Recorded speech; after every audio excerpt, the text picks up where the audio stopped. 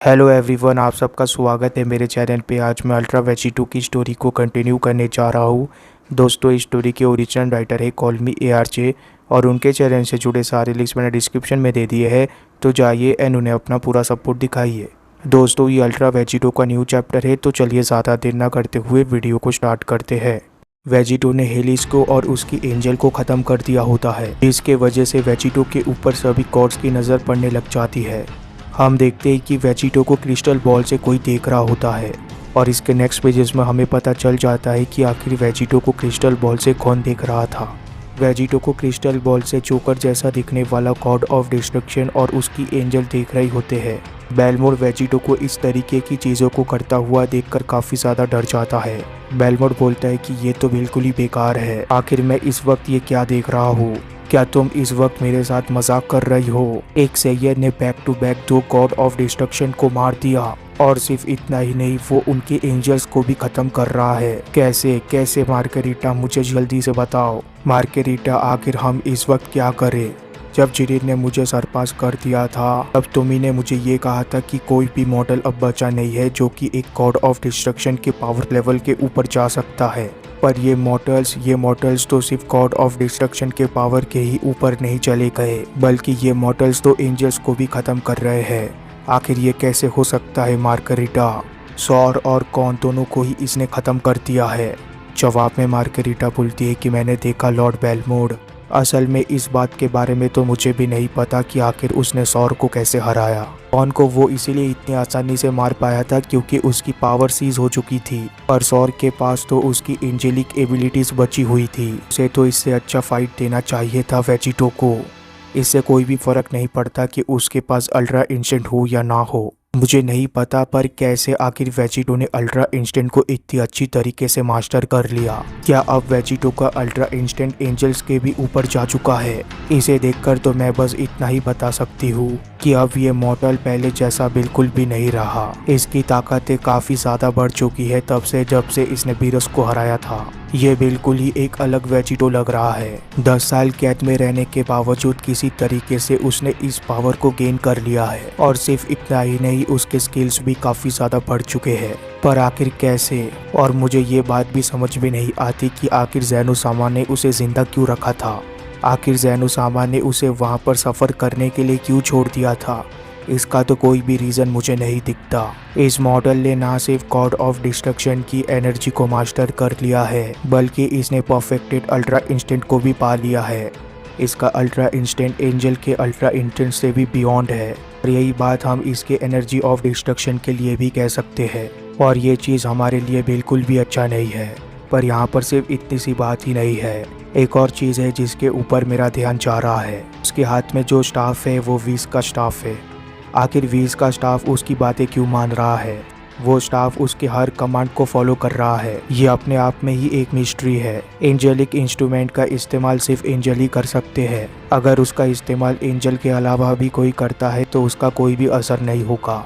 वो स्टाफ अपने अपने एंजल के एनर्जी से कनेक्टेड होता है। मुझे इसके ऊपर विश्वास नहीं हो रहा है, पर अगर मेरे भाई वीस ने उसके पास वो स्टाफ छोड़ा है तो ज़रूर मेरे भाई ने वेजिटो के लिए कुछ किया होगा, जिसके वजह से वो स्टाफ वेजिटो की ऑर्डर्स को फॉलो कर रहा है। दूसरी तरफ बेलमोर बोलता है कि ये बेवकूफ़ वीस, जरा देखो आखिर उसने क्या कर दिया।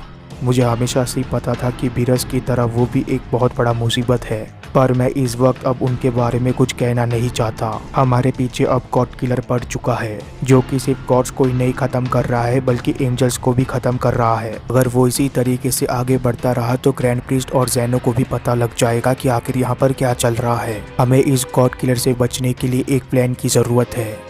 मुझे लगता है कि इस यूनिवर्स में सिर्फ एक ही पर्सन बचा है जो कि अब हमारी मदद कर सकता है। मैंने कभी भी नहीं सोचा था कि मुझे ऐसा भी करना पड़ेगा, पर देखने से ऐसा लगता है कि वेजिटो ने मेरे पास कोई ऑप्शन नहीं छोड़ा है। हमें इस वक्त उसे बुलाना पड़ेगा, जो अपनी ताकतों को बढ़ाकर हमें इस मॉन्स्टर से छुटकारा दिला सकता है। हमें इस वक्त उसे बुलाना पड़ेगा, जो कि एक लौता मॉडल है जो कि अपने ही गॉड ऑफ डिस्ट्रक्शन से ज्यादा ताकतवर है। इससे पहले कि और देरी हो जाए और इसके दूसरे ही पल हमें जिरिन द ग्रे दिखता है। सीन एकदम से शिफ्ट हो जाता है। एकदम से हम बीरस के भाई चांपा को देखते हैं। चांपा अपने प्लेनेट ऑफ डिस्ट्रक्शन में बैठा हुआ होता है। चांपा बोलता है कि चीजें हमारे हाथ से निकलती जा रही है। बीरस, आखिर तुमने ये क्या कर दिया? ये दोनों कोई ऑर्डिनरी सेयंस नहीं थे, ये दोनों कोई ऑर्डिनरी मॉर्टल्स भी नहीं थे। आखिर तुमने उनका एग्जिस्टेंस खत्म क्यों नहीं कर दिया? तुम्हें बहुत अच्छे से पता था कि एक दिन ये तुम्हारे लिए एक बहुत बड़ा चैलेंज बन जाएंगे। ये बेवकूफ सेयन किसी न किसी तरीके से लड़ाई का रास्ता ढूंढ ही लेते हैं, और इस बारे में तुम्हें बहुत अच्छी तरीके से पता था। वो तो गॉड ऑफ डिस्ट्रक्शन का कोई कैंडिडेट भी नहीं था। इसके बावजूद तुमने उसे डिस्ट्रक्शन के टेक्निक सिखाए। जवाब में वार्डोस बोलती है कि लॉर्ड चांपा, देखने से ऐसा लगता है कि इस तरीके की हालातों में हम दोनों की ही जिंदगियां काफी ज्यादा खतरे में है। ये वेजिटो आपके लिए जितना खतरनाक है उतना ही खतरनाक है हमारे लिए। देखने से ऐसा लगता है कि हम इस वेजिटो को कोई रीजन से, कोई लॉजिक से नहीं रोक सकते। ये अपने मिशन में निकल पड़ा है, और जब तक मिशन पूरा नहीं हो जाता इसे हम नहीं रोक सकते बातों से।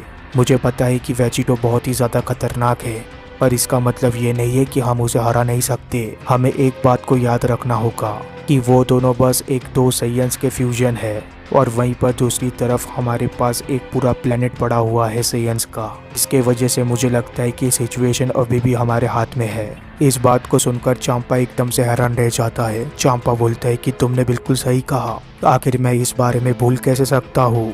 एकदम से चांपा के चेहरे पर वो एविल स्माइल लौट आती है। चांपा बोलता है कि ये तो बहुत ही ज्यादा ब्रिलियंट आइडिया था, शायद तुम सबसे बेस्ट इंजल हो, तो शायद यही काम हमें करना होगा। वार्डोस, जल्दी से मेरे तक काबा, केल और कॉलीफिला को लाओ, और इस बात को सभी टैलेंटेड सेयंस तक भी पहुंचा दो कि मैं यूनिवर्स 6 का गॉड ऑफ डिस्ट्रक्शन पर्सनली उनके प्लेनेट पर विजिट करने वाला हूँ। इस वेजिटो को नहीं पता कि उसकी तरफ अब क्या आ रहा है। जल्दी से किंग सैडाला को बुलाओ। तभी इसके नेक्स्ट पेजेस में किंग सैडाला का चेहरा भी रिवील हो जाता है। किंग सैडाला देखने भर से बहुत ही ज्यादा ताकतवर लग रहे होते हैं। इसके बाद दोबारा सीन शिफ्ट हो जाता है और हम वेजिटो को देखते हैं। वेजिटो अभी तक उसी प्लेनेट ऑफ डिस्ट्रक्शन में होता है। वेजिटो बोलता है कि मजे मजे में मैं ये तो भूल ही गया कि इन गॉड्स को मारते मारते मेरी भूख बहुत ही ज्यादा बढ़ चुकी है। मैंने अपने शरीर से काफी ज्यादा एनर्जी का इस्तेमाल कर लिया है, पर अगर मैं सच कहूँ तो मैंने 10 साल से कुछ भी खाना नहीं खाया है, और ना ही मैंने कभी भी अपने शरीर के अंदर भूख को फील भी किया है। शायद ज़ेनो के उस रूम के वजह से हुआ होगा। उस रूम में शायद किसी तरीके का मैजिक मौजूद है जिसने मुझे बिना खाए जिंदा रख दिया।